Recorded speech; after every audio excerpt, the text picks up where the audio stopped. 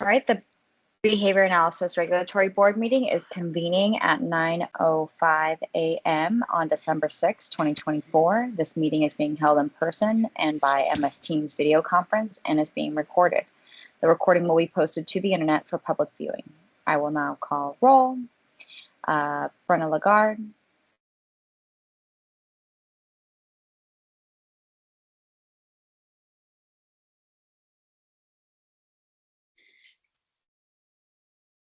Brenna, can you hear us?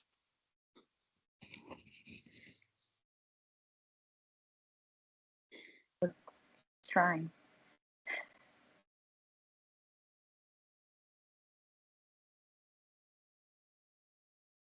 Chair, if you want to move on, we can do that, and then we'll come back to Brenna. Samantha Parnham. Here. Marie McMahon.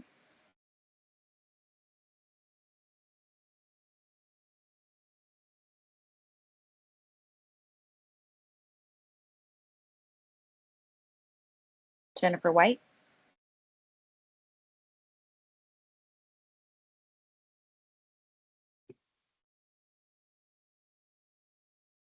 Jenny, you're muted if you're saying anything.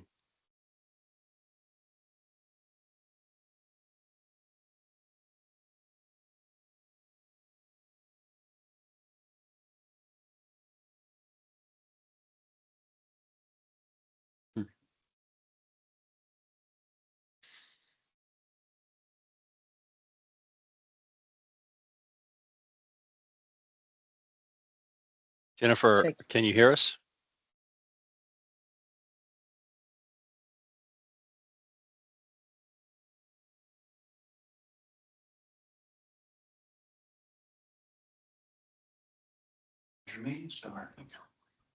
Josh, can you try giving her a call while the chair goes on to finish roll call?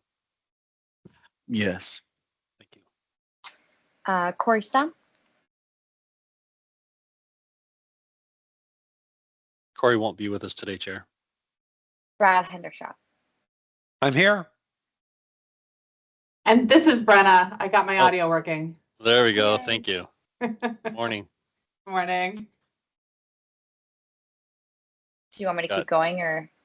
I think that was it. No, we've got to make sure we have quorum. I see Jennifer's there, but I don't know if she's hearing us or not. Okay. Yeah, we haven't heard from her yet, Bob. And Megan, did you call yourself? Sorry, no, Megan John's here. Thank you.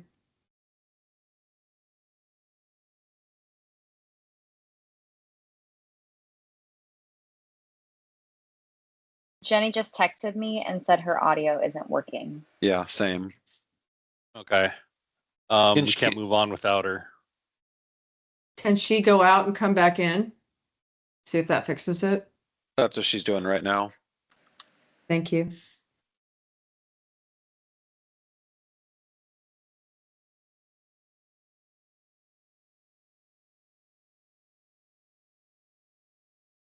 Procedural question: is it permissible to indicate your presence via chat?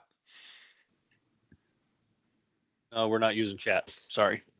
Okay. Yeah, Brad, the reason we can't is that every single thing we have to do has to be preserved in perpetuity, and there is no way to accurately capture a chat.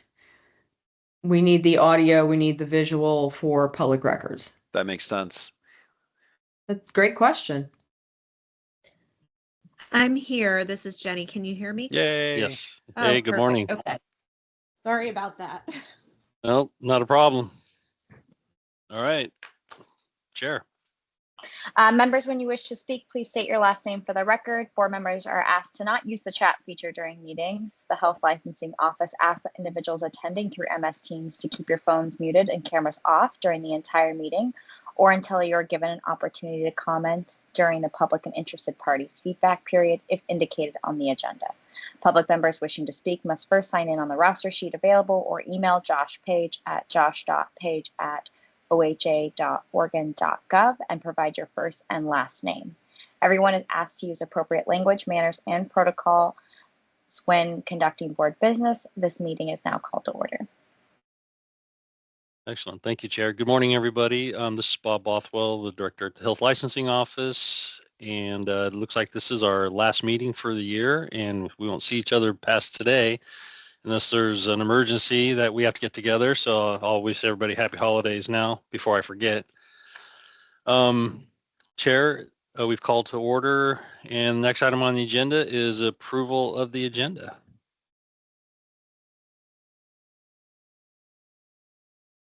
Brenna Legard, so moved. I move to accept the agenda. Thank you. Who was the second, Bob? Was it Jenny? I only heard it first. This Okay. is Brad. I'll second. Thank you, Okay. Brad.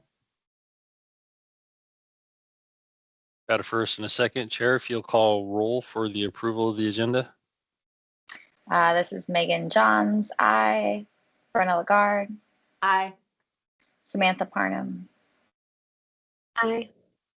Marie McMahon. And you don't have to call her if she doesn't show up, Chair. Thank you. Jennifer White, Yes. and Brad Hendershot. Aye. Excellent. The next item on the agenda is approval of the meeting dates for next year. We have January 17 and July 11th, both at 9 a.m. So if everybody can take a look at their calendars and see if those times are going to work for them and dates.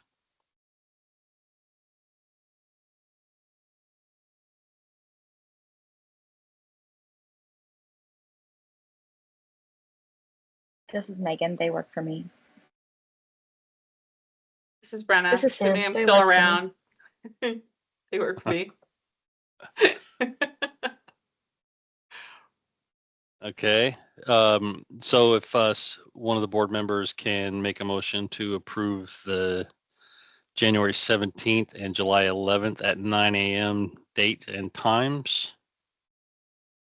We'll need a second. This is Brenna, so moved.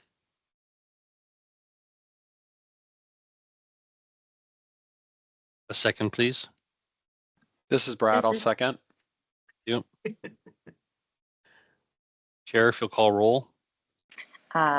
Megan Johns, aye. Brenna Lagarde. Aye. Sorry, who wasn't here? Samantha or Marie? Marie's not here. Okay, thank you. Samantha Parnham. Aye. Jennifer White Aye. and Brad Hendershot. Aye. Thank you very much, everybody. The next item on the agenda is voting for chair and vice chair for 2025. I'm going to scroll down a little bit further.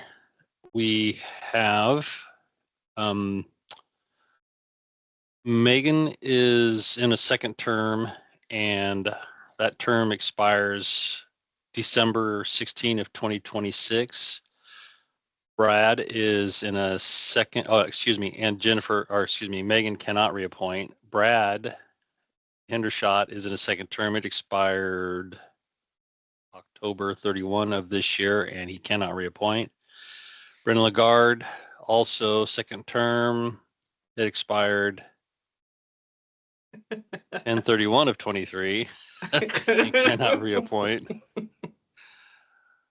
Marie McMahon is in a second term. It expires 10/31 of 27, cannot reappoint. Corey Stump is in a second term, and it expires 10/31 of 27, cannot reappoint. Samantha Parnham, second term as well, expires October 31 of 27, cannot reappoint. And Jennifer White is in a first term, and that expired February 13 of 24, and Jennifer can reappoint. Jennifer, did you reapply? Yes, I did. Okay. So with that being said, Megan is good through 2025, as is Marie, Corey, and Samantha, and Jennifer. So some of the duties of the chair, as you have seen this morning, officially call the meeting to order, keep order, impose any necessary restrictions for the efficiency and orderly conduct of the meeting, direct the flow of the meeting, ensure key points and protocols are met. Board members wishing to speak must wait to be addressed by the chair. Once addressed by the chair, the board member can then state their name and for the record before speaking. The chair guides members through the motion making process. And if public comment is being accepted by the board, audience members need to wait to be addressed by the chair and state the full name and affiliation to the board before speaking. And the chair also officially enters and exits executive session and adjourns the meeting. And HLO is always here to help the chairs as they go through these processes. So would the board like to discuss? Bob, this is Ann. Before the discussion begins, I just wanted to take a moment and thank Brenna and Brad for continuing to serve, even though their terms are technically up, because without you today, we could not be conducting business, and I'm immensely grateful for that. We all Our are. Thank you. pleasure, I guess I'll Yes. say. Yeah, for Brad, we should have a conversation at some point about like, the empty seats and the process. And I think I have a decent idea of somebody who'd be good to replace me, but I'm not really super sure where to send them. We can pick that up in other board business. Okay. I had a similar question. Happy to serve. Thank you, Ann. About essentially recruiting additional members from the professional community out there. So Okay. Also in other board business. So, I mean, if we go through this, as we go through this, if Megan is willing, somebody can nominate her to remain chair. And I don't know if it would be wise to keep Brad as vice chair. I think you're vice chair. And elect another vice chair or another chair, since everybody, well, not everybody, most are good through 2026 and 27.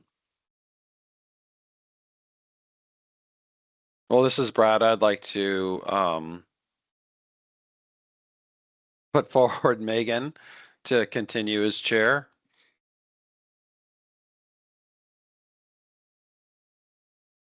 Brad, do you want to try to pass the torch to Jenny? So you can Yes. get off of this. Yes. I don't know if I can also simultaneously make a second motion to nominate Jenny White as co-chair. Sure. You That may, works. All right. as So vice moved. chair, right? Yes. Okay, thank you. Megan is chair, Jenny is vice chair. And do we have a second, or do Megan or Jenny have any say, have anything to add? I don't have any opposition to that. This is Megan. Thank you. If Jenny's also good with it, okay I'll with that. second. Okay. Yeah, I'm good. Okay. Thank you. All right, chair. We have a motion to keep Megan Johns as chair and nominated Jennifer White as vice chair. We need a roll call, please. Megan Johns, aye. Brenna Lagarde, Aye. Samantha Parnham, Aye. Jennifer White, Aye. Brad Hendershot. Aye. Bob, this Excellent. is Ann. Who gave the second for the motion, please? It was Brenna, I believe. Yeah, Brenna? I did. Oh, thank you, Brenna. Excellent. Okay, next item on the agenda is the director's report. I've already covered the bulk of the board membership, but I would like to point out that in the packet, there are some highlighted or hot links for some training that is required annually and once per term. We have an overview of boards and commissions. That training is required once per term. We also have the information security training foundations that's required annually. Preventing discrimination and harassment, that is also required annually. And then there's the overview of organ ethics law, which is optional, but I recommend taking it because there have been some significant changes. Any questions on the board membership? No. Okay, moving on to licensing and fiscal statistical reports. So I believe everybody's been around long enough that we're aware that HLO and Oregon government works on a fiscal year, and those years are not January to December. They are July 1 of one year through June 30 of the following year. So we are currently in quarter 2 of fiscal year 2025, and we've issued 11 analyst licenses.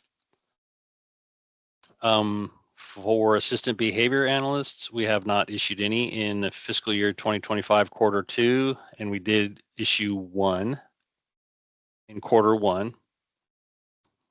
Analyst interventionists in quarter 2, we've issued 159.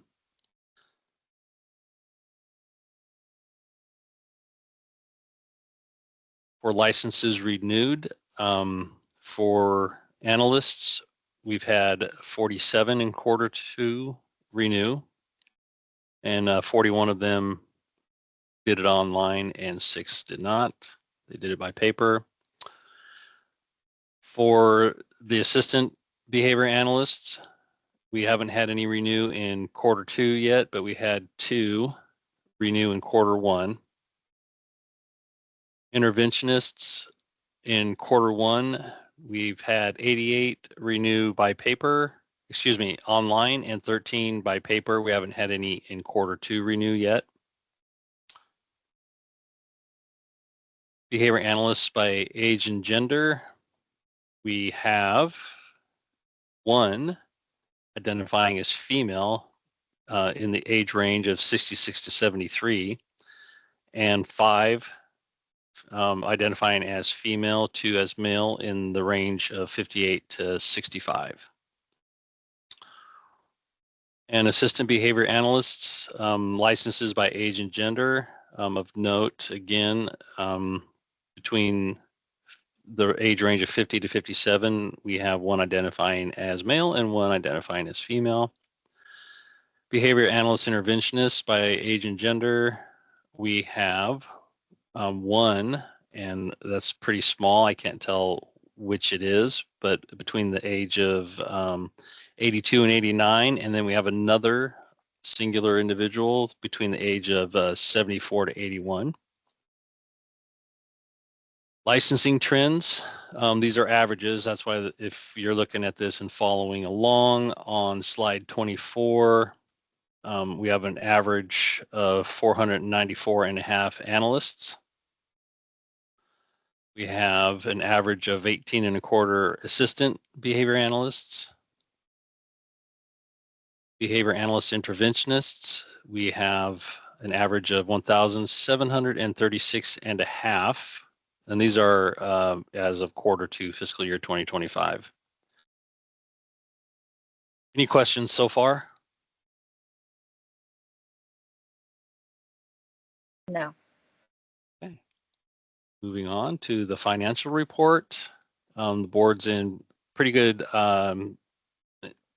is standing pretty good with a beginning cash balance of 837,655, revenues of 109,991, expenditures of 76,938, and net operations of 33,053, with an ending cash balance of $870,708.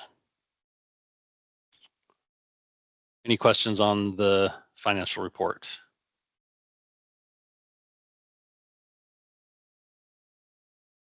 Seeing no hands or nobody acknowledging, we'll go move on to the regulatory report. Morning, Trampus. Good morning, everybody. I'm Trampus Shuck. I'm the interim regulatory manager. I'm here to just talk about this regulatory report today. So as you can see on here, we've got a couple of different sections. The first section is the cases open and closed status. There are 2 biennium on this report. So for the 2023 biennium, we received 8 complaints for that 2-year period. 3 of those complaints are still open or being investigated. For the 2025 biennium, we've received 10, and 7 are still open. So that 2025 biennium is the one that we're currently in. We're a little over, we're a little over halfway through that biennium. More like 3/4 of the way through that biennium, I should say. So for a total of those 2 bienniums, we've received 18. We're on track to have a little bit more for this 2025 biennium that we had last year, but not, unless something changes over the next couple of months, it won't be too much of a difference. Complaints by type. You can see that a couple of them are licensing concerns. One is actually listed as a safety sanitation issue, but the majority of the complaints are about services provided, and that's kind of where all the practice standard stuff comes from. That's where those types of complaints are mainly about. I mean, the services being provided, but that usually translates into some kind of a practice standard. Somebody's allegedly not following a practice standard or some type of ethical issue or something like that. Complainants by type, you can see here, they're pretty much all by other. Other is kind of a broad category. It's a little more, it's probably not as meaningful for this group because pretty much, you don't see a lot of anonymous complaints, and clients aren't specifically the ones that are complaining. Other is just basically anybody else. That could be a parent. Probably a lot of times it's a parent. Could be another behavioral analyst that saw something and has pointed it out, or could be somebody from an outside agency or something like that. So that's kind of what you see there, where it's pretty much everybody is an other in this board. So now, does anybody have any questions about regulatory in general, or this report, or any of these numbers, or anything that I can clarify?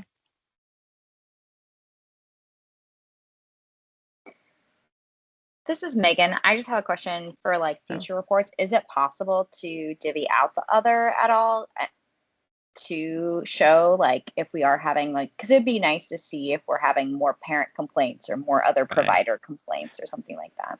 As I was saying all that out loud, I was kind of thinking that same thing. Okay. I wonder if it would be more useful for this board if I instructed or we kind of changed what we consider other and client. I think that in this board, the parent kind of also is the client to some degree.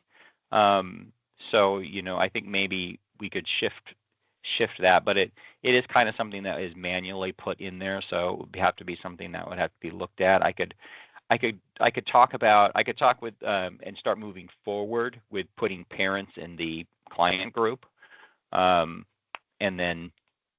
that would, I think, better reflect what's going on with this group, rather than just hard line saying, well, parents is somebody other than the client. So yeah, make a lot more sense. I agree. Yeah. Thank you so much. Mm-hmm. Any additional questions for Trampus on the regulatory piece? Okay. Well, then I will get off here and let you move on with your Thank- meeting. Thank you, Travis. All right. The next item on the agenda, Chair, if I can get that out of my mouth, is a policy update. Okay, well, this is Ann Thompson for the record. Good morning, Chair and members of the board. I'm going to do a little bit of rehashing prior to our discussion today because it has been a while since we've met. In the 2023 session, House Bill 2421 passed, one of two pieces of legislation that were aimed specifically at this board. One prior piece was aimed at the timing by which HLO would release an interventionist license after receiving a completed application. That's been long since finished. And then we have this one. And I'm glad that the effective date on it was silent because we have had some delays. In addition to bootstrapping a lot of this profession into things like being a manual reporter, not being allowed to participate in conversion therapy. There was one small little piece that said that the board needed to establish by rule professional methods and procedures for interventionists. Notice they didn't use the word ethics. It is simply like a quality standard, some things that interventionists need to follow to protect the public. This was something that I believe the people involved in this piece of legislation became alarmed that there were really no standards by which interventionists were held. So if you remember, last year in the summer meeting, we had a conversation about what that might look like. And what I did on behalf of the board, and I'm on slide 47, obviously the numbering is off. There was some conversations on what are some simple things that interventionists, knowing their role in the service provision food chain, some simple things that everybody can follow. So I provided the board with a list of what I thought were some fairly simple things that I gathered based on complaints, real things that our regulatory department, Trampus, and the investigators were seeing. And these are very simple concepts that frontline technicians should be able to follow. So I brought that to a rules advisory committee in May. And it was a fantastic meeting. We had an interventionist attend, we had different levels of professionals attend, and they came up with some things that we ended up having to remove because upon reflection and conversations with others, it really put HLO and this board in the middle of the professional employee-employer relationship. And that's not a place we want to be. So we kind of cleaned up the language. Here are some basic concepts, again, renumbered. The one thing I do need help with the board, and I'm hoping to get some robust conversation on this, is what's labeled on slide 47 as number 11. It's really technically number 10. The Rules Advisory Committee was very vocal about multiple relationships, but they couldn't dial down for me what those relationships might be if detrimental. What relationship between who and who would need to be conveyed to their supervisor. If the board wants to go down this path with multiple relationships and keep this in the professional methods and procedures, I really need your help with the blank that I put in, because I simply couldn't get not even agreement, not even anyone to give me a noun. It was just, well, it could be with a family, or it could be, what if they work for this person and they know that other person? But I couldn't get any concrete things that would put us in the black and white, which is when it comes to regulatory, this is the world we want to live in. We want to be very clear. If upon discussion, the board thinks that this is too gray an area, too broad, we might consider striking it, but I really, really need your help. So if you have time to go through this, With this discussion, I wanted to go over the fiscal and the racial impact that I also got from the RAC to see if you had any other anything to add to that prior to rule filing. So with that, I would love to hear some discussion from the board. This is Megan. I'm curious, are you asking for clarification of what the multiple relationship would look like or who it's involving? According to the Rules Advisory Committee, fabulous question. It was mainly what parties would have a multiple relationship that might be detrimental and need to be reported to their supervisor. If an interventionist is going out and working in the field, what kind of, because honestly, the original rule that went out, this was lively discussion, was like, don't have romantic relationships with clients or supervisors. And they said, well, that's not really fair. What if the supervision is terminated? And that resulted in a change in the previous rule, the one that's right above it. So they were talking about all kinds of people that would be in a professional zone. Clients, parents, somebody who lives next door, referring physician. They went all over the place. So it was mainly the parties that would be part of the service world. And if there is a multiple relationship there that might be detrimental or potentially a conflict, any of this that would have to be reported to their supervisor. Is that helpful? I think so. Yeah, it's gray for sure. Like I can see where it's kind of all, it's kind of both, but it is people. I think the BACB, I know that we're not the same, but we do things with like, clients and families essentially, like is kind of like who the multiple relationships are with, if we're looking at like specific people. Okay, so the offer on the table is must disclose multiple relationships with clients and families to the supervisor. Did I capture that, Megan? Yes, clients and their families, not just all. Clients and clients' families. Yes. Mm-hmm. Okay. Chair and Ann, I see Jenny's hand is up. Thank you. This is Jenny. I was just looking at the RBT ethics code from the BACB, which I know it isn't the same as what we're doing, but they do define it as clients, coworkers, and supervisors, if that's helpful for RBTs. So clients, coworkers, and supervisors. Now, if you're having a multiple relationship with a supervisor, is that odd to then report that to a supervisor? This is Jenny. I think you would report it to that supervisor. Like if it was your clinical supervisor over you, then there's usually a clinical director you would then report it to. And how would we capture that in a rule?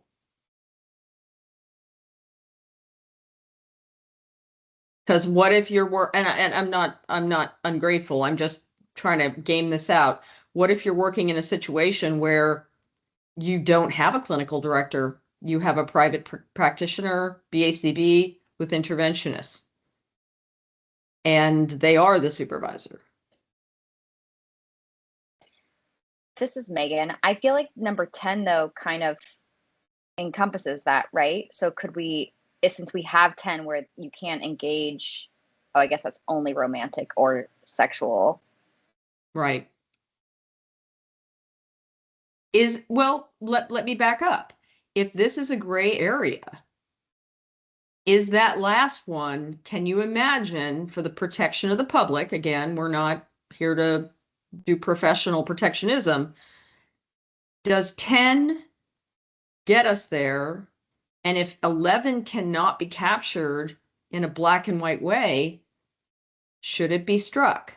Is it worth saving? Is it too hard to dial? I mean, these are all options. You don't have to keep it.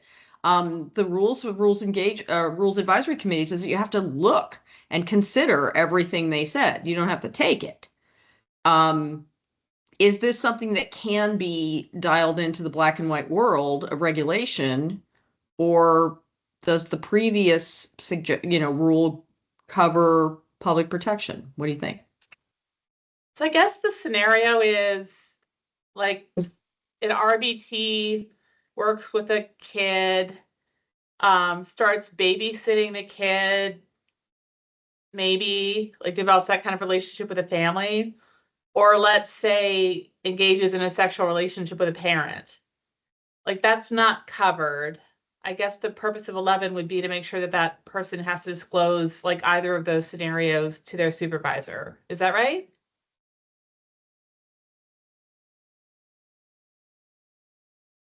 Well, this was one of the, Brenna, this was one of the scenarios that were very specifically discussed in the Rules Advisory Committee because, I mean, along with the gift thing, because the original rule said not to accept any kind of gifts, and the Rules Advisory Committee said, well, culturally, that could be offensive to some. You know, Yeah. if they make the person a cupcake and you don't take it, that's going to be culturally offensive, right? So they put the dollar amount on it. But this is the Gordian knot that the Rules Advisory Committee came in because they were trying to capture with the last rule suggestion. Babysitting. How would that look if you were just asked, hey, I'm just going to go out and get the mail. Could you keep an eye on, you know, that kind of thing, up to and including full-on romantic relationships with clinical directors. I mean, it was enormous. And that's why there's a blank there, that they had the same struggle you're having now. So I see it, as a parent, right? Like there was one particular point in time where we couldn't leave Aaron with anybody except for his RBT. We didn't hire her as a babysitter, but boy, we thought about it. So I can see that certainly coming up.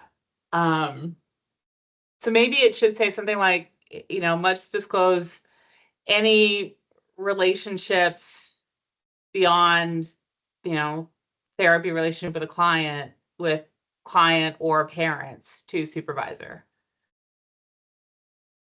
Could you say that for me again? Must disclose any. So I think multiple relationships is a little confusing. So I'd maybe say, any relationships apart from the therapy relationship with the client. We might want to write this. Let me see. Must disclose any relationships apart from, it would be therapeutic. Yeah. Relationship to supervisors. Yeah. And so you say like with the client or the client's family. With client or client's family. Yeah, and I'd leave it at that. Like I mean, there could be other relationships that would be a little hinky, maybe. Like if you had two RBTs who engage in a sexual relationship or something. But I feel like that's nebulous and not the central concern. Yes, thank you. So for just for the record, what I have from Brenna, because this is great clarification, must disclose any relationship with client or client's family apart from the therapeutic relationship to the supervisor. What say? Jenny's hand is up. Yes, please. This is Jenny. I don't know if this is too vague, but I do think I don't know if we could add stakeholders, just because client and client's family. We do have RBAIs who work like in the school environment. And so not necessarily always coming in contact with those people, but sometimes there can be multiple relationships with other stakeholders, like their teachers or case managers or things like that, which would be inappropriate because it's kind of like the family, except in the school environment. Would the people that you named, the teachers, case workers, would they be included under the umbrella of the therapeutic relationship? Yes, that would. Good question. Yeah. Okay, so right now we have Brenna and I see your hand up, Megan. Must disclose any relationships with client, comma, client's family, comma, or stakeholders apart from apart from the therapeutic relationship that has to be reported to the supervisor. Next thought. This is Megan. I was just thinking, I like that. I was just wondering if we need to define what a stakeholder is and define what a therapeutic relationship is, or if those are encompassing enough for our documentation. That's a great question. Let me make a small caveat that if we make a major change, and I'm very conservative when it comes to defining major changes. If we start really getting into this and making some big changes, anything that anybody would be surprised by, I have to stop and hold another rack and run it by them.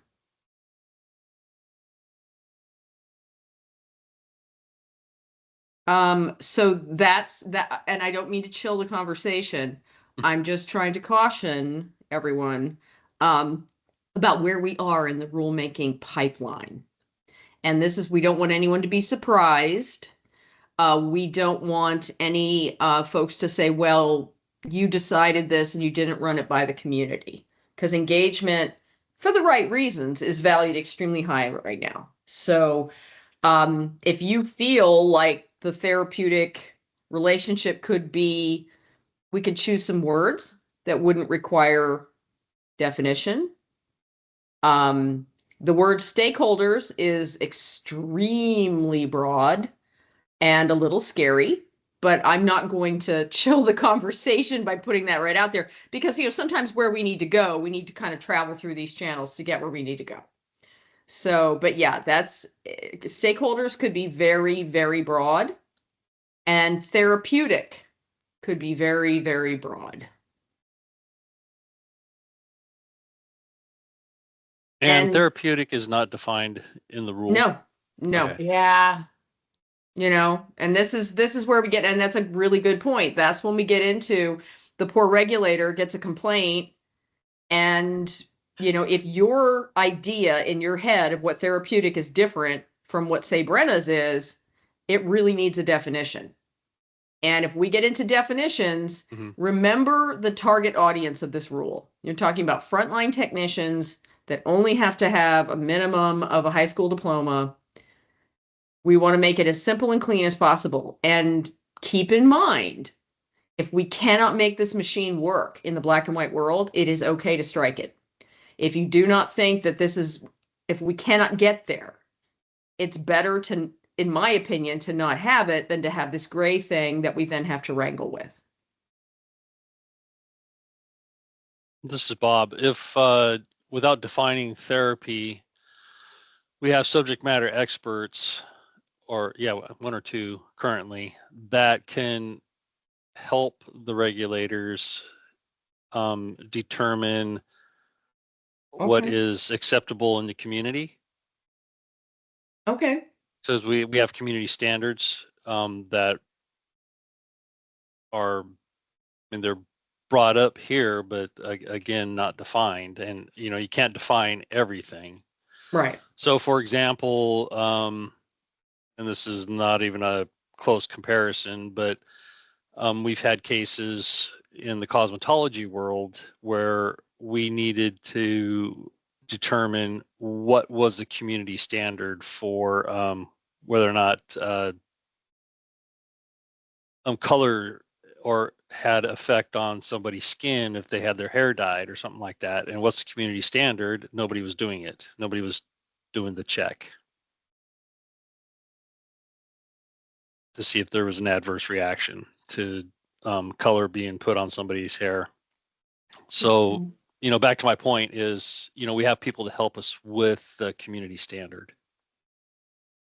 Does that make sense? Mm-hmm.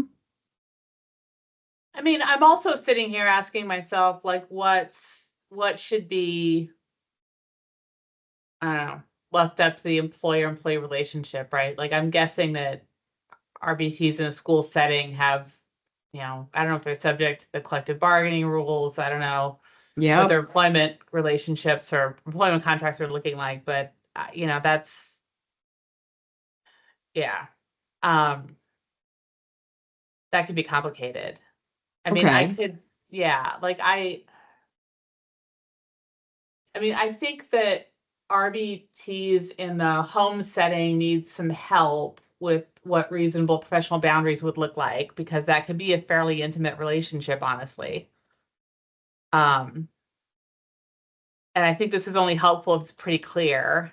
I mean, I'm also like snickering to myself about situationships and how difficult kids these days find defining relationships under any circumstances.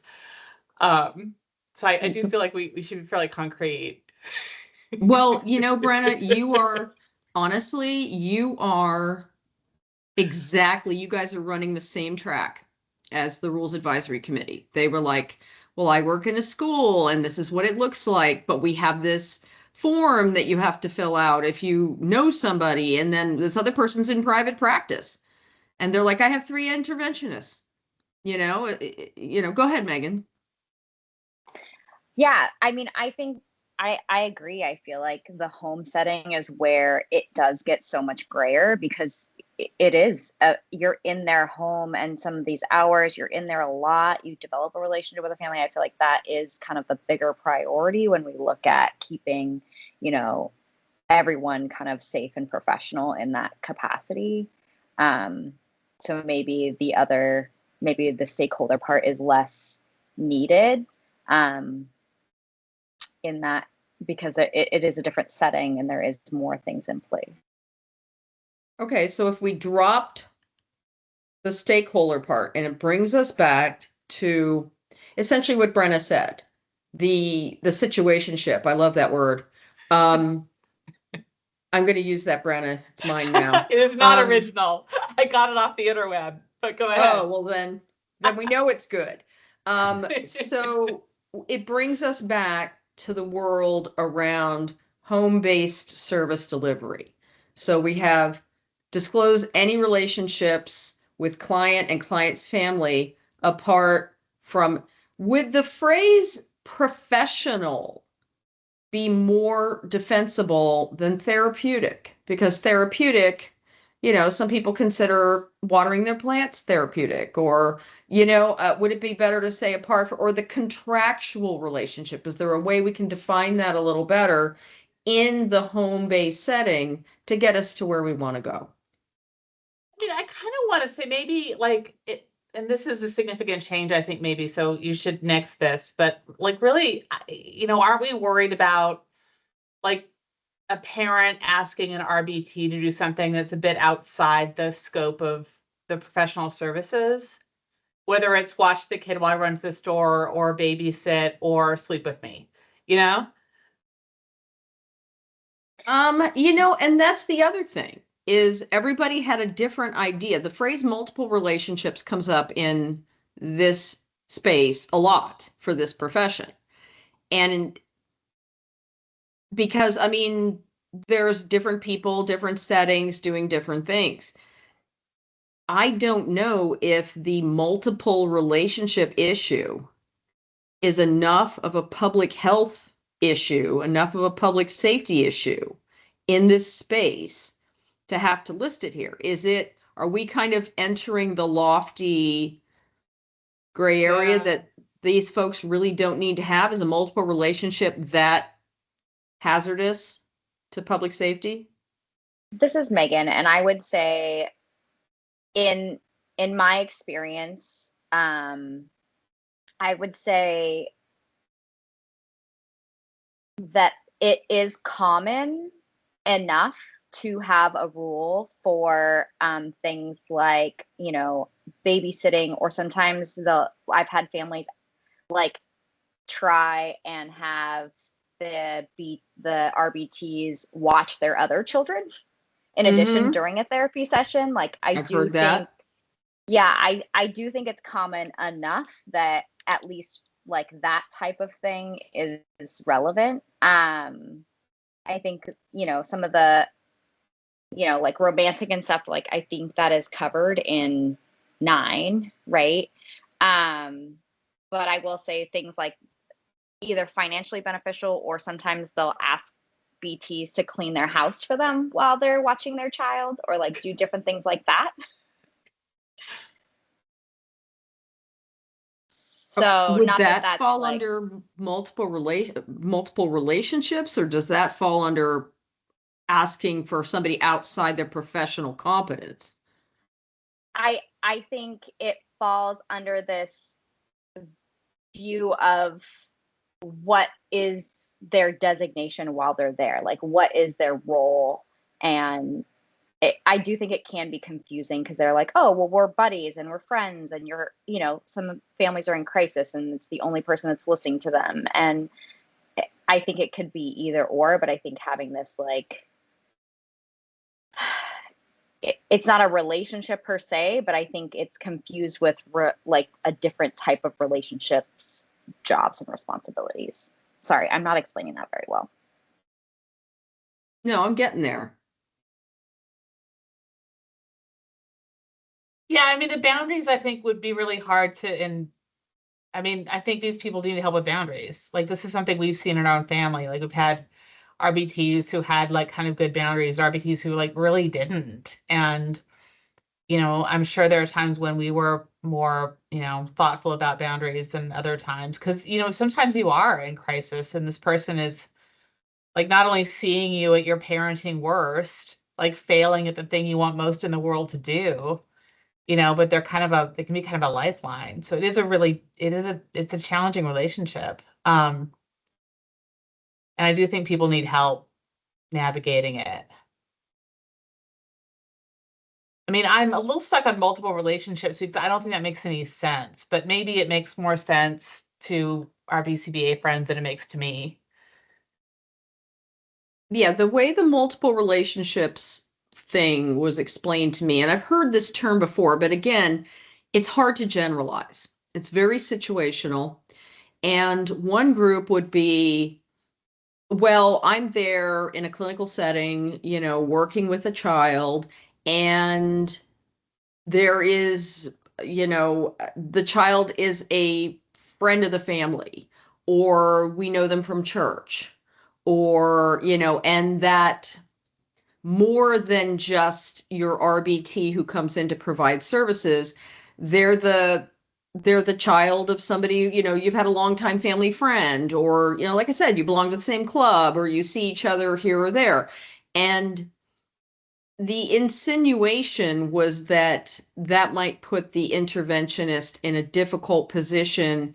One of the things the interventionist said is that they felt very powerless in their job. If they were asked to perform a modality that they weren't comfortable with, they didn't always feel empowered to go to their boss and say, I can't do this, or I don't know how to do this, or I need more training, or, so they didn't feel very empowered to say, yeah, I know we're family friends, but when I'm here, I'm wearing a different hat, right? That they felt that that was hard for them.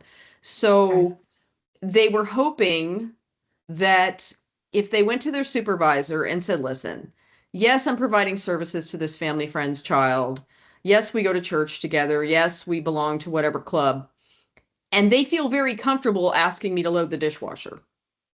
And I feel like that's outside of my professional duties when I'm in that house, but I don't want to cause problems with the families, or I don't want that, it was that kind of, I don't feel empowered.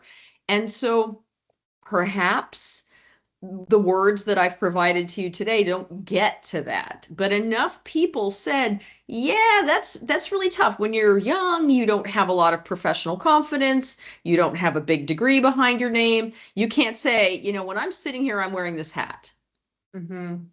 And so they were sort of looking for some sort of way to effectively go to their supervisor and say, I'm uncomfortable because I'm being asked to watch a child in the back of a convenience store, and if someone comes in the door, I'm supposed to go get the boss who's unloading a truck.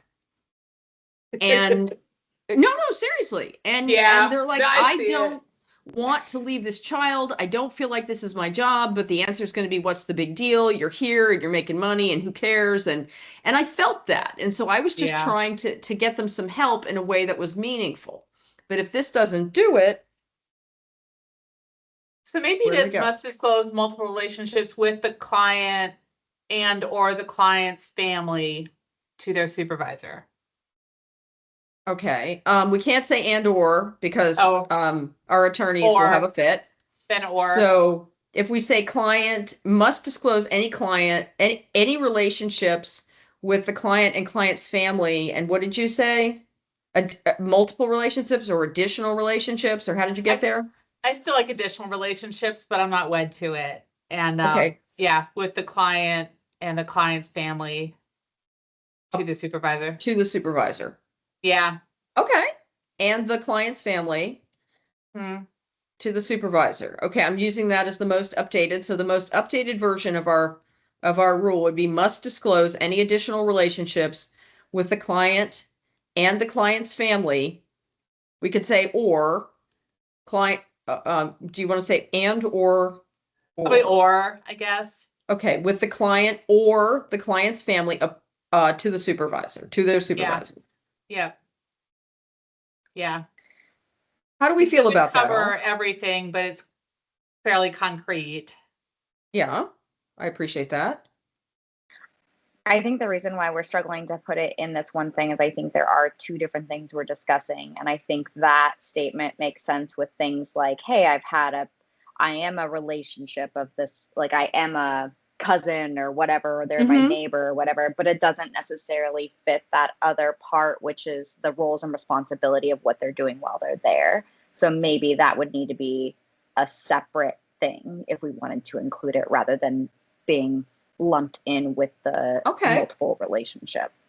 That maybe could work. I appreciate the clarity. So right now we have must disclose any additional relationships with the client or the client's family to their supervisor, and their supervisor might say it's no big deal. And if we were to add something, what would that look like? Must, because we didn't really get to that, must follow. I flesh that out. You had a great idea. Like something like must adhere to roles and responsibility of a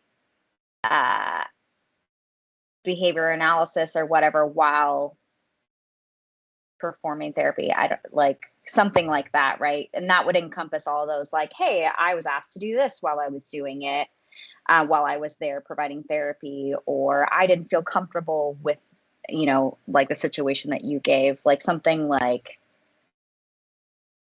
that is kind of where my thought process is. Okay, so something like must adhere to roles and responsibilities of the interventionist, I don't want to say job description. I'll just throw in work of interventionist work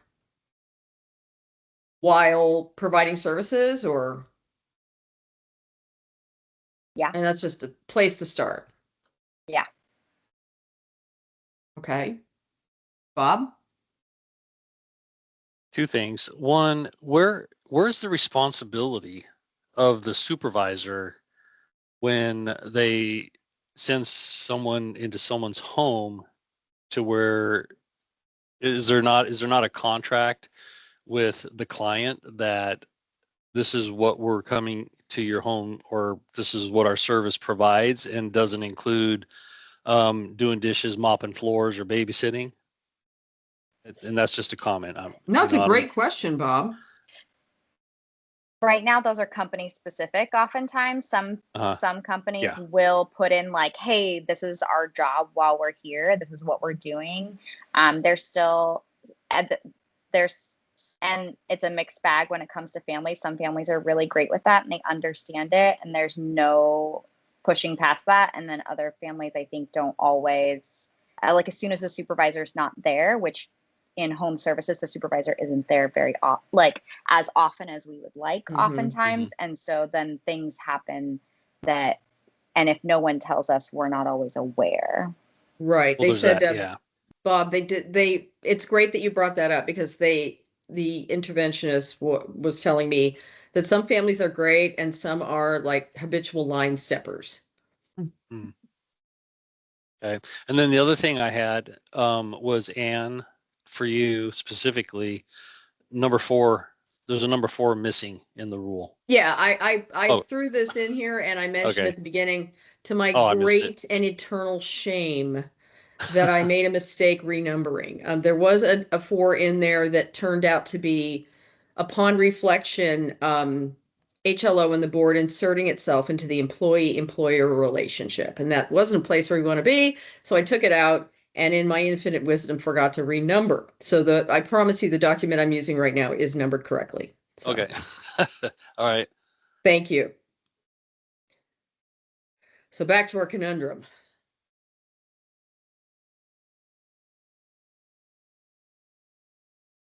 I'll ask again, is this issue something that we feel we can, and remember, I mean, we can't, because we have to move this through. Obviously, this is a legislative mandate.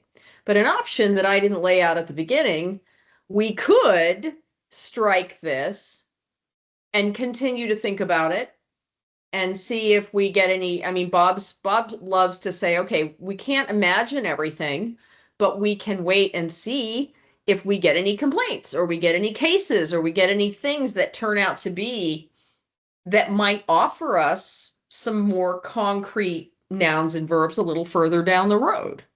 So there is an option for just striking the bottom and sticking with the last one would be not engaging in romantic or sexual relationships with current supervisors, and send this out for public comment. And because again, this will be out for public comment. Somebody might have something fresh or new or a better way to describe this for us. Or we could just pass it with the ones that we have and continue to think about it. And if we feel we need to add to it, we certainly can. It's something that if we can't quite capture it today, that's just another option.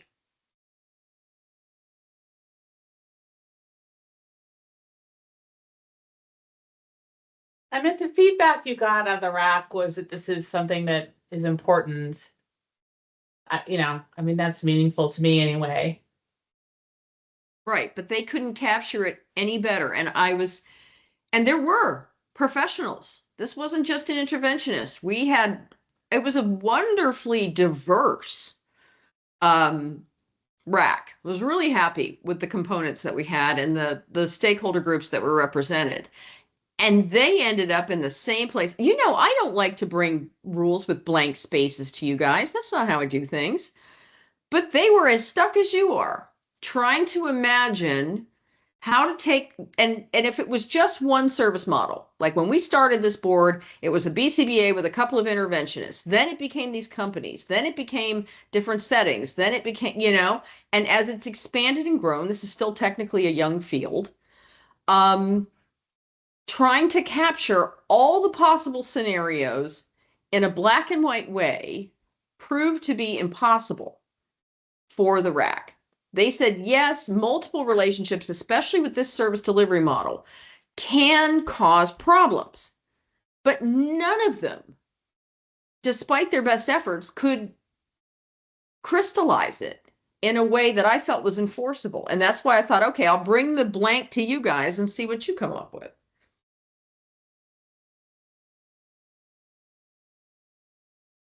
This is Megan. I mean, are we still talking about, so I feel like we kind of did iron out 11 a little bit, and then we were talking about adding another one to encompass some of those more Correct. looser things that aren't a multiple relationship. So are we discussing adding the other one as well, or still the 11? Well, right now, what I have is must disclose any additional relationships with the client or the client's family to their supervisor. Okay. So I haven't really gotten a clear, well, that sounds good from the group. And again, we're not asking for a vote. We're just kind of taking a straw poll. The voting will be formal and all that. But then it was brought to our attention that there's like another issue that was mixing in that might be making that harder to get a hold of, which was the whole roles and responsibilities while providing services. And some clients might be line steppers and take advantage of this interventionist who maybe doesn't feel empowered to say, no, I'm not doing that, you know? And if that required its own rule, and if so, what does that look like? And so what I have now is must adhere to roles and responsibilities of interventionist work while providing services. But then you get into, okay, does that get us there? Does that need to be there? What do y'all think?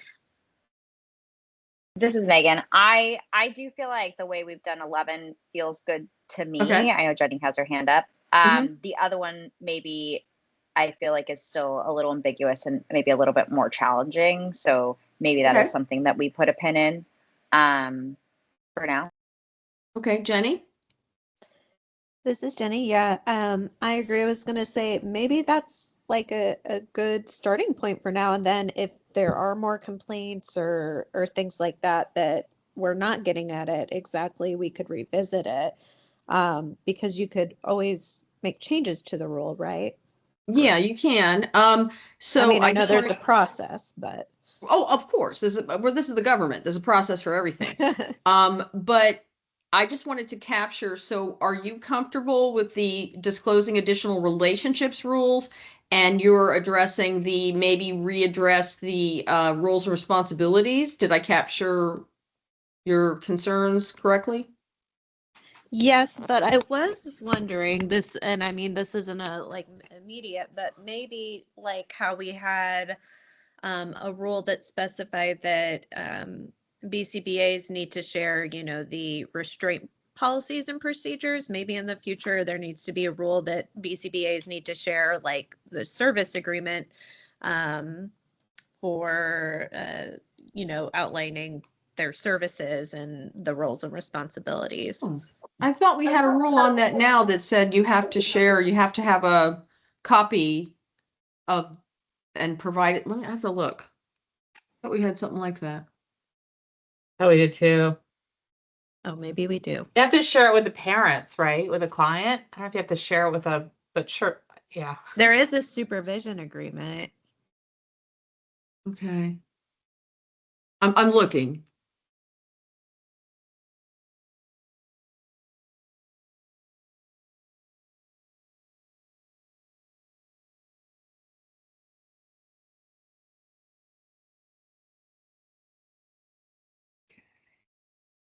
Okay, training and supervision. Yes, a copy of the supervision agreement must be submitted to the parent or guardian. But that's pretty much what we have. So let me clarify. What I'm hearing you say is that perhaps like the rule we have for supervisors, you know, for BACBs is that, or BCBAs, that they would have to provide, do you think if they provided the family, the client's family, with a copy of like a roles and responsibilities of an interventionist, that might get us to where we want to go with this last piece? But it would be in a different place in the rules, obviously. This is Jenny. Yes, that's what I was thinking. And looking over the supervision agreement, those roles and responsibilities really aren't outlined as far as like interaction with the client and client's family. There's supervisor responsibilities, you know, to the supervisee, but there's nothing clarifying those roles and responsibilities of our interventionists or even our BCBAs with the family. As Bob mentioned earlier, when you have a contract to provide service provisions, you know, provide services, does the supervisor and the client's family get like a contract that outlines some of these things, that what we'll do and what we won't do? Is that something that supervisors normally do when they take on a new client? Is that given to clients' families? This is Jenny, and that, like Megan was saying before, it's very like agency specific as to usually there's a service agreement that is given because that's required in our ethical code. But as far as what is in that service agreement, it can vary. So it might not specifically outline those roles and responsibilities of like the interventionist. At least that's my understanding. Others might have other thoughts on it. In our personal This is- experience as a family, we've had interventionists who are just like babes lost in the woods, and others who really kind of had it together. There was a lot of variation.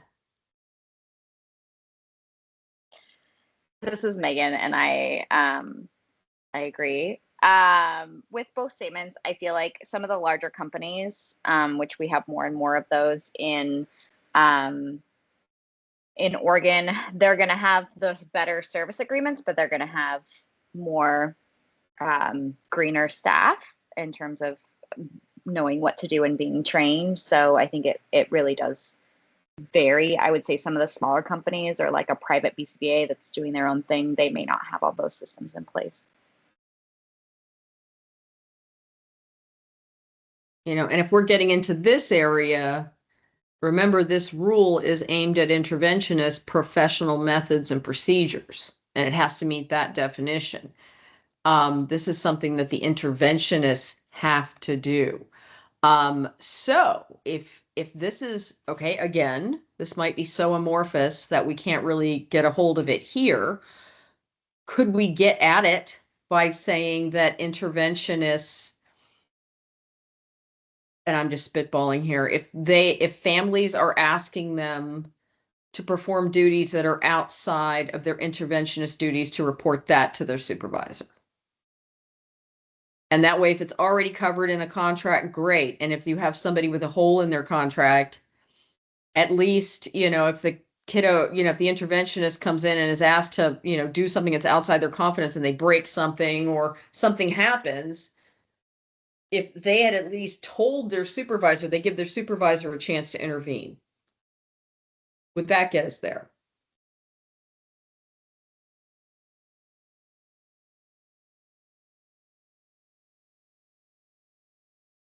That seems helpful to me. I think so. I think that gets us there. This is Megan.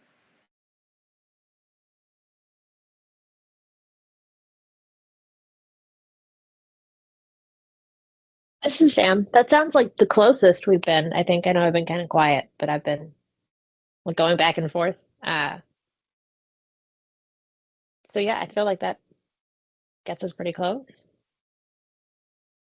Okay.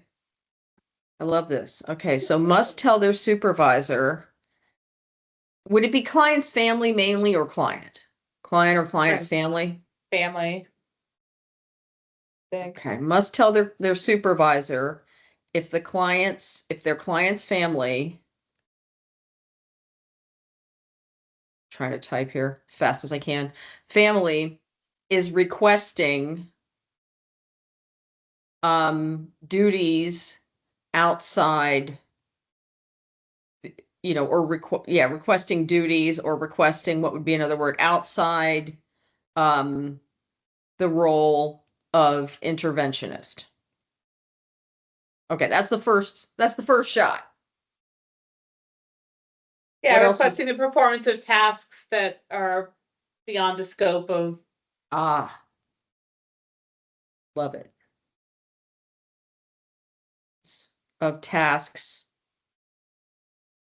outside the scope of a registered behavior interventionist.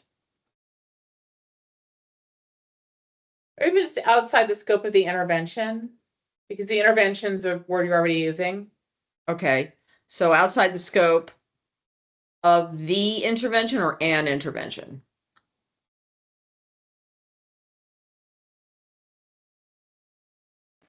We could say the child's intervention plan because they all have intervention Okay. plans. The child's or the client's Yes.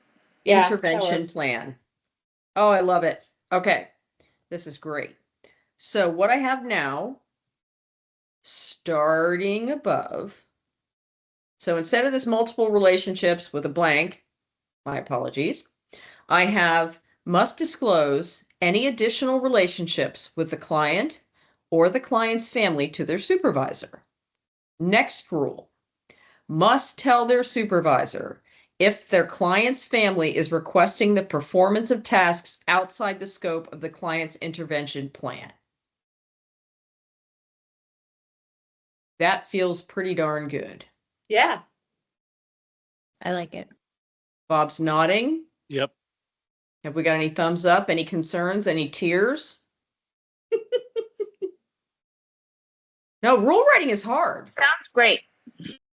Oh, You know, and the other thing, Anne, is, and everybody, this is Bob, is the supervisor has a ongoing responsibility for supervision and training.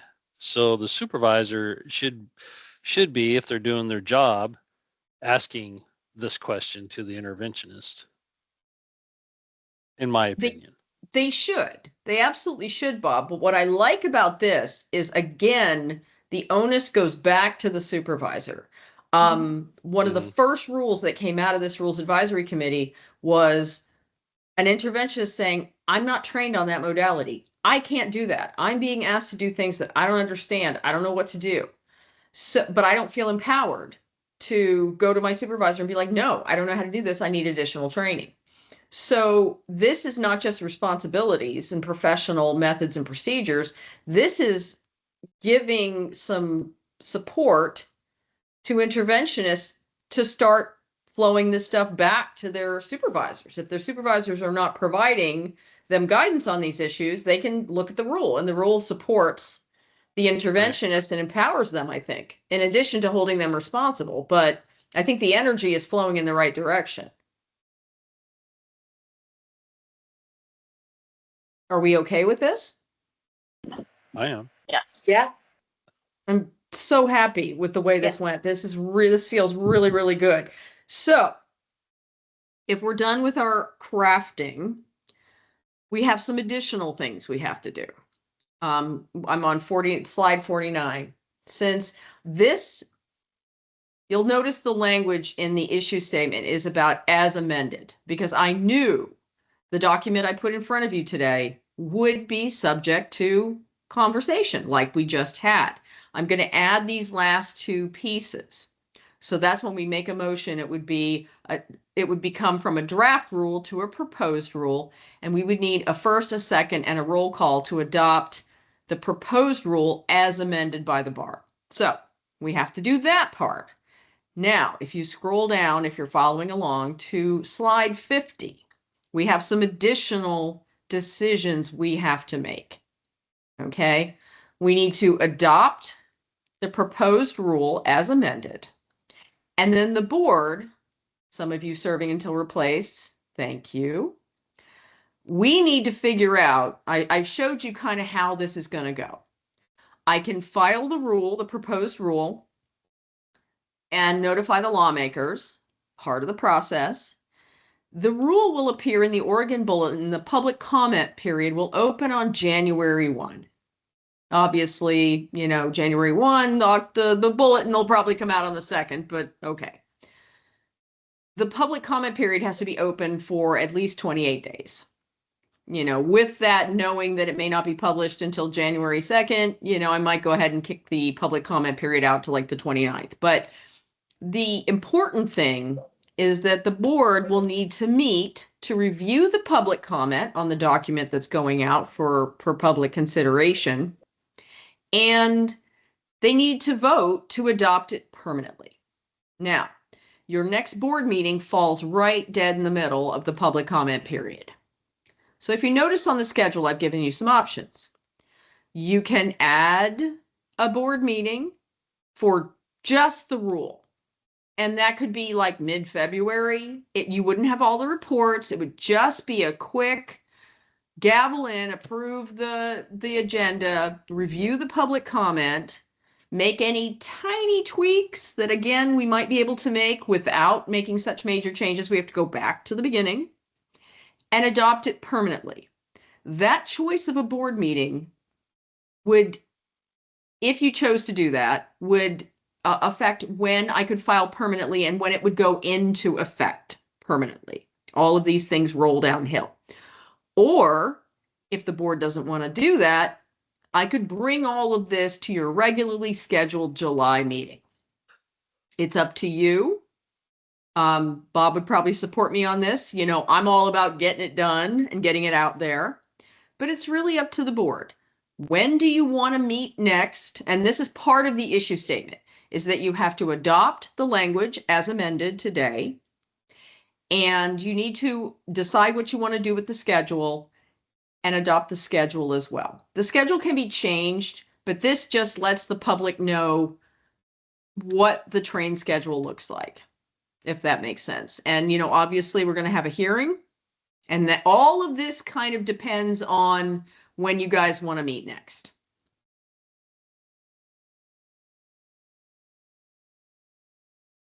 This is Bob, Chair and members of the board.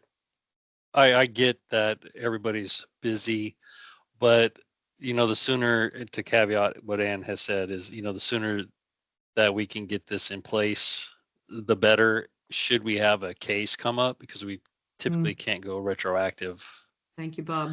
And for a 1 hour meeting, I don't know your schedules. Maybe you can swing it, maybe you can't, but it's pretty important that we get this done as soon as possible.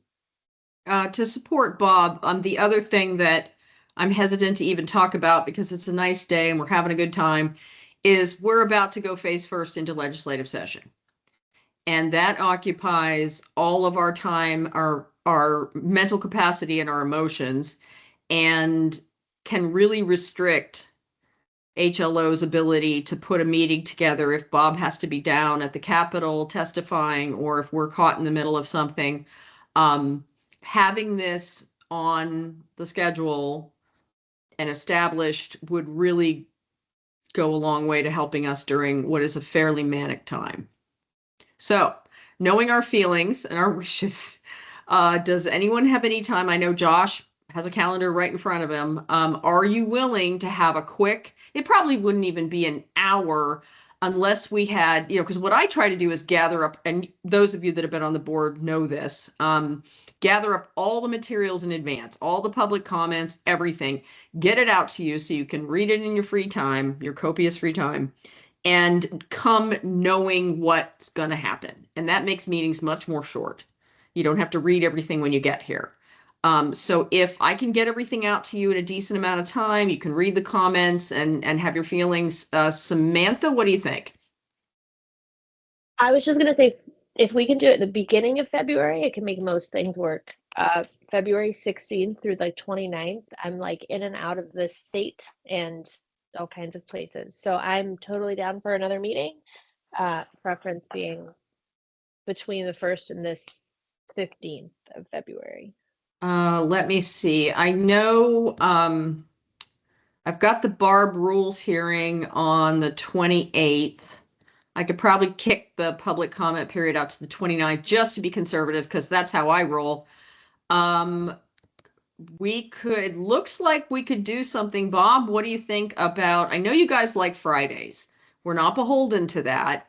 But if you guys could meet at like 10 o'clock on the 14th, or, we've got some legislative stuff on February 7th, but we could meet at 10.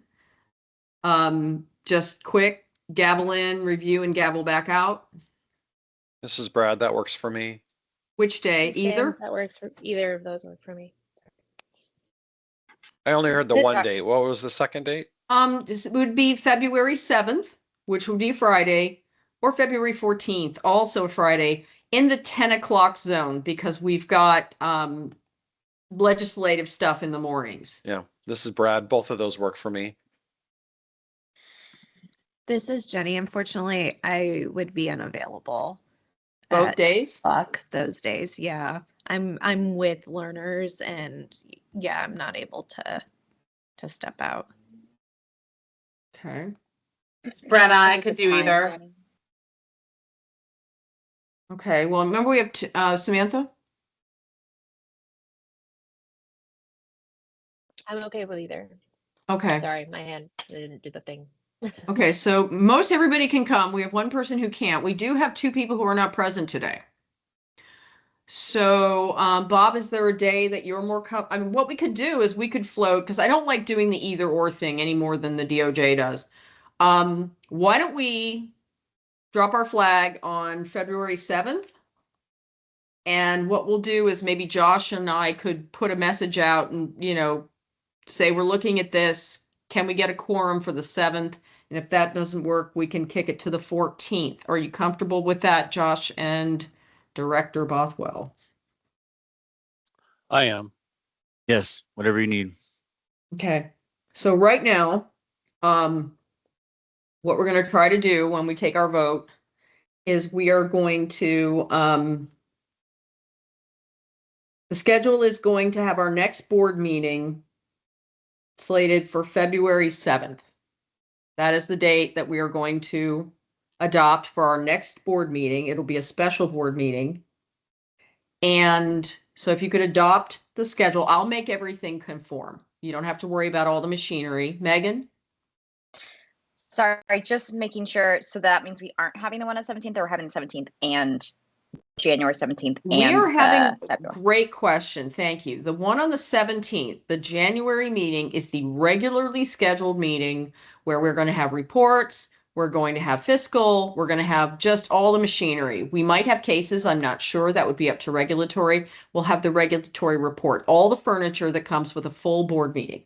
The one that we were talking about in February is strictly for the rule to review public comment, to consider it, you must, and to make, if there's any tiny tweaks, we can do that, and you would adopt the permanent rule. That is all you would be doing at the February 7th meeting. So if it's smooth and it's easy, approval of the agenda, you take roll, approval of the agenda, you review the public comment, you have any discussion you feel necessary, first, second, roll call vote, and adopt the rule permanent. That's it. Thank you. So if we're comfortable now, what we'll do when we get, Jenny?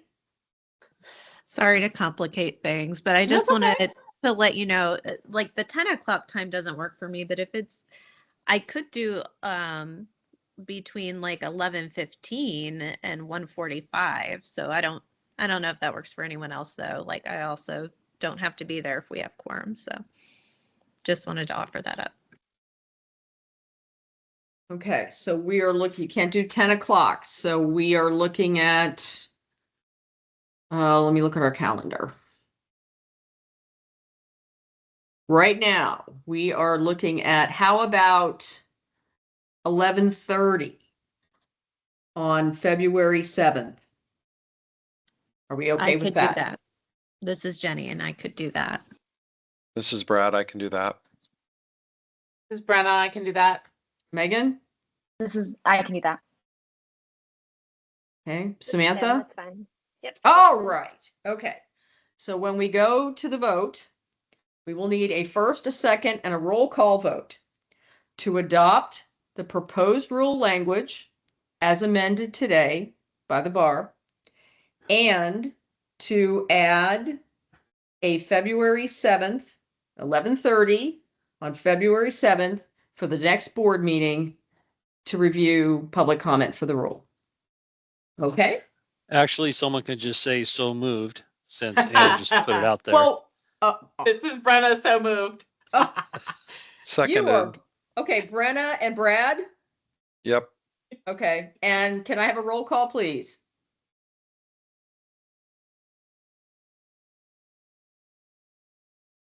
Sorry, I wasn't unmuted. Megan Johns, aye. Brenna Lagarde, Aye. Samantha Parnham, Aye. Jennifer White, Aye. and Brad Hendershot. Aye. Wow, you guys are, as always, amazing. I really, really appreciate it. I'm making all these crazy notes, February 7th, and I will get an agenda together. Josh, he's a rock star. He probably already has it on the calendar. What we will do is very quickly put an agenda together, put this on the calendar, and get it out to board members so that those who are not with us today will know what's happening.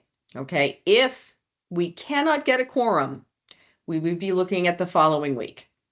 Okay, I'm hoping we can get this done because we all know what it's like to reschedule these meetings. So I'm immensely grateful. And I think we're at the public comment period. People in charge, do we have anybody on the phones or anybody on Teams? I'm not seeing Nobody. anybody on Teams. Okay. So does that bring us, Bob, to other board business? We've already got something slated to be discussed. Filling positions and recruiting. Correct. And Brad and was it Samantha or Jenny? I believe Brenna was interested in discussing this as well. Oh, was it Brenna? Yes. Anyway, take it away. Yeah, so I think like so that we have some vacant positions, right? I can't remember which ones they are. We're kind of down our usual number of members, and then or our supposed number of members, and then some of us are termed out and need to find replacements and should know where to send those replacements. So do you guys have a handle on, like, I think there's a neurodevelopmental pediatrician seat. Like, who else is supposed to be on this in this Mary Band? This is Bob. We have a psychiatrist position vacant as well. But anybody, if any of the board members know of anybody who's interested, you could give them Ann's number. I don't know if Chrissy's email is, yes, it is. It's at the bottom of the membership status on slide 12. Chrissy Pickett replaced Derek, who promoted. They can send her an email, or they can actually, if they have a Workday account, get on Workday and go in through that direction. Megan? I just have a question in regarding to our positions. I know it was a long time ago that we created the board at this point. I mean, it's been a while. And at the time that it was created, the pediatrician and psychiatrist positions were, I think, important to where we were, but they've been vacant now for quite a long time. Is it something that we can change the makeup of our current board membership positions, or is that Probably something in that's statute. It is I'm in sorry. statute. Bob, do you want me to field that one? Yeah, go ahead. Megan, the board makeup was established with the bill that created this board. The original one, Senate Bill 365, had the number of people and the kinds of folks that could be considered for positions. Now they changed, I think it was 665, 669, changed the components, but it is literally listed in statute who can apply. In addition, when the board was recrafted, they made the candidates Senate confirmed. So it's more than just going through the governor's office and they can be just appointed whenever they come through. Candidates that are approved by the governor's office must then wait for legislative days for the Senate to get together and approve them. It's an additional level of scrutiny. So there's that time element as well. Just recently, HLO had a couple of interested individuals, one of whom didn't really read the whole description because, and I've got my big book here, you can't just be a parent, right? You can't just be a public member. There are qualifiers on that. We pull this out. We have to, and whenever you have a qualifier, you know you're going to screen some people out, right? You can't just be a licensed psychiatrist. You have to have experience or training in treating autism spectrum disorder. You can't just be a parent. You have to be a parent, guardian, or family member of an individual who has been diagnosed with autism spectrum disorder and has received some form of applied behavior analysis therapy. So whenever you have those kinds of qualifiers, you have people who don't qualify. And sometimes the governor's office is they interpret things their way. They have their attorneys. But your board is very specific in its statutes. Now, as a board, it is inappropriate. We've had this talk before, as a board to come before the legislature and say, this isn't working for us. We need you to change it. But, and many of you know, an association or RABA or anybody else, an individual as a practitioner, not a member of the board, could get a legislative concept and say, listen, back when this was created, when the earth was new, this was important. The field has evolved, changed, and this viewpoint is maybe not as valuable as an additional parent or a different kind of provider or an interventionist. So, you could get a concept for it to change that. But until the statutes are changed by the legislature, we have what we have. Is that helpful? Thank you. Yep. Of course. And we did have an interested party, like I said, that very, very passionate about mental health, obviously had some children that received some kind of services, but the individual was not specific about what kind of services they received for this unnamed, I don't even know if it was a disability or a learning challenge or what. And so when your statutes are very, very specific, you have to find somebody who meets those needs specifically. So, and anyone can contact Chrissy or me or go on Workday or the governor's office and apply. But again, they have to go through us. If they're a licensee, the regulatory department makes sure that they're in good standing. They don't have any discipline actions against them. We don't have any kind of problems with them. And then they go to the governor's office, who applies their level of scrutiny. And then if the governor's office passes it on to the Senate, then technically the Senate could scrutinize them as well. So the getting somebody on the board is time consuming at best, frustrating at worst. And that's why we're really, really glad that heroes like Brenna and Brad are willing to hang on until we can get somebody new. Okay. So I know of another parent, I haven't quite convinced them, but I'm still working on it, of a kid with autism who has received ABA, and has got the time and would be a good positive contributor. I mean, my perception is that the psychiatrist and pediatrician positions are probably kind of unlikely to ever be filled. I mean, I don't think we've ever had a psychiatrist on the board. Oh, we did. Did we? Yeah. Oh gosh, I would have to go back and get her name. She was the one that practiced in Portland as well as New Mexico. Oh, right.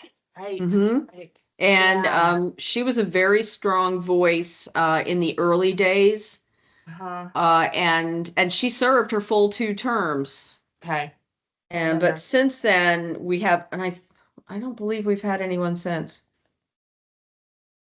Yeah, I mean, in the early days, there was a lot of controversy around grandfathering. And so there was kind of some, there's a reason why the BCBAs are the most interested parties, but weren't more represented on the board, but that just isn't an issue anymore. And so, in my view, given where we're at, it makes sense to at least make the psychiatrist and pediatrician seats open to BCBAs who are more likely to be interested in serving, so we can solve the perennial quorum problem. Right. It was Dr. Michelle Radish, by the way. I just had a brain Yeah, I couldn't come up with it either, but yeah, that was great. She's great. But yeah, that's like, I can't think of another psychiatrist in town who'd qualify. Well, and that's what's tough. I mean, when you're that kind of specific, and also getting any kind of, I mean, we have 19 boards and programs, right, Brenna? Yeah. Getting any medical professional, an MD or anything like that is incredibly difficult. The demands of the job, the demands on their time, it's just really hard. So well, they're just not interested enough to do it, right? It's kind of the problem. There's not enough skin they don't have enough skin in the game. Right. And you know lots of people, Brenna, and if you know somebody with a RABA or somebody in an association that can put a concept through and simply look at the components. I mean, you don't have to get all down into qualifications and all that. You could simply look at the makeup of the board and say, this isn't working anymore. Perhaps consider these options. Right. Right. All right. Yeah. Other board members, like I mean, do you guys agree with my perception that these seats would be better filled by interested BCBAs or others than held for people who are unlikely to ever be available? This is Megan. I absolutely agree with you. This is This is Sam. Jenny. I I also also agree. Okay. The only thing we would ask, I mean, we're neutral on all legislation because we're the executive branch. We do what the legislature tells us, right? We are Switzerland. But if you decide to get a concept going, number one, if you want to do it on this session, you better go fast because it's already, legislators are already committing to LCs, legislative concepts, and aligning themselves with different things. And they have limits. Long sessions, they're bigger limits, but legislators do have limits to the number of legislation pieces they can bring forward. Let us know, let Bob know, let myself know, because sometimes, and Brenna's been through this before, what looks like it makes perfect sense to you and might make perfect sense to legislative counsel, the legislators' attorneys who craft these bills might make perfect sense to them, and it may not work in the office the way you think it's going to work. So if you have something going, we can't say yay or nay, but we can say you might want to consider adding this conforming amendment to make sure it works the way you want it to work, because it's a complicated machine, a piece of legislation. And if you leave a piece out, it may not work. Unintended consequences is what I'm trying to say. So just let us know if you get it going and you just want to change the pieces and think about the big picture, not just how it's going to work today, but how it's going to work down the road. And let us know. And we'd be happy to look at it and say, yes, this works for us. You might want to consider adding that, whatever. Because once it's going, I think Brenna one time mentioned the legislative sausage. Once it's going, it's very hard to make adjustments once it's in the pipe. Okay. Right? You've been there. So just let us know, but that would be the only way to change it. And if we're having quorum problems and you professionally don't feel that these seats are the contributions that maybe they once were, then maybe it's time. All right. I will send my possible applicant, assuming I can convince her, to Anne, and I will talk to some people about maybe a legislative concept of loosening up the BARB membership so we can maybe solve our quorum problem. Right. And also, look at all of them. If that door opens to you, Brenna, look at all of them and say, okay, do we need to have a parent with the diagnosis, or would, any parent whose kid had got help from behavior analysis? Maybe they have a different, situation or diagnosis. Because a lot of those are very, very specific, and really look at them and say, okay, what is the viewpoint they're bringing? How specific is this? How hard is this going to be, to fill? And really give it a good look at today's world and also maybe where things are going. How typical is this regime? This is really my only regulatory board experience. Like, are the other boards structured like this generally? Yes. All the ones we have are the number of seats and who can sit in them by description are outlined in statute. These are all regulatory boards for the purposes of licensure. So the people that have a voice in that licensure, practitioners, educators, consumers, and then there's usually the random public member who doesn't have any skin in the game, who shows up because they're interested in helping protect the people of Oregon. And so every single one of our boards is legislatively outlined. Some of them are newer than others. My environmental health specialist board, and they have similar struggles too, if I might, reference them. Their board goes all the way back to like 1967. Some boards were freestanding and then they were brought under the HLO umbrella because we do this and we can do it efficiently. They were freestanding. They were brought under us. Their membership includes a member of the food or beverage industry. Sylvie, who started in 2009, there has never been even an applicant for that position, never mind anyone sitting in it. And we have done everything. We have reached out to the OLCC. We've had communication specialists that were like, I can do this. Anyone in the food or beverage industry, they're just nothing, no interest. There's never even been an application. Huh. So yeah, other boards struggle with this too. And it just depends on the demands and what was going at the time the board was created and how that reflects the world now. Right. Okay. That's helpful. I appreciate it. Oh no, I appreciate the question. You know, the more context you have, the more, you know, as a board member, you can do. So, and I appreciate the good questions.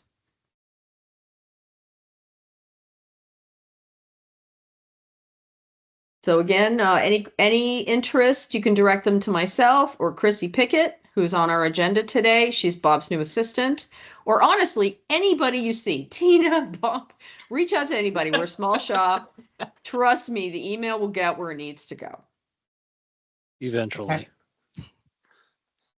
Thanks, Bob.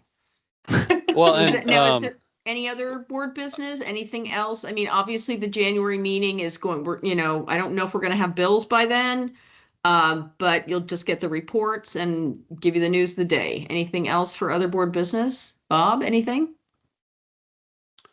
no. Okay. If you think of something, again, don't share it with the board. We don't want to create an inadvertent board meeting. Let me know if something comes up. I'm happy to add it to the agenda in mid-January. Again, the public comment period on this rule will be carrying on and we want to respect that process. So I don't know how much I can say about it at the time, but if you have any questions in the meantime, just reach out to me and I'm happy to help. Okay. Thanks, everybody. If we're all done, Megan, you can gavel us out. Awesome. The Behavior Analysis Regulatory Board meeting is adjourned at 10:52 a.m. Thank you, everybody. Thank you Thanks, all everybody. so much. Thanks. Have a nice Happy holiday. holidays.